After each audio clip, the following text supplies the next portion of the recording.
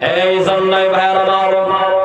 কোরআন শরীফটা মানার কারণে হযরত ওমর হয়ে গেলেন প্রেসিডেন্ট, রাষ্ট্রপ্রধান, আমিরুল মুমিনিন, খলিফাতুল মুসলিমিন হযরত ওমর। এ মুসলমান ভালো করে জানেন, লম্বা আলোচনার দিকে আমি যাব না, যেহেতু আমরা পবিত্র কালাম আল্লাহ শরীফটা তেলাওয়াত শুনবো বাবা, দিলে প্রাণে মনে বসে বসে তেলাওয়াত শুনবো। তেলাওয়াত এমন একটা জিনিস,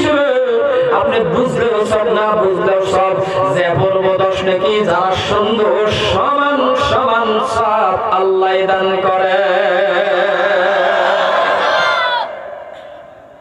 এর উদাহরণ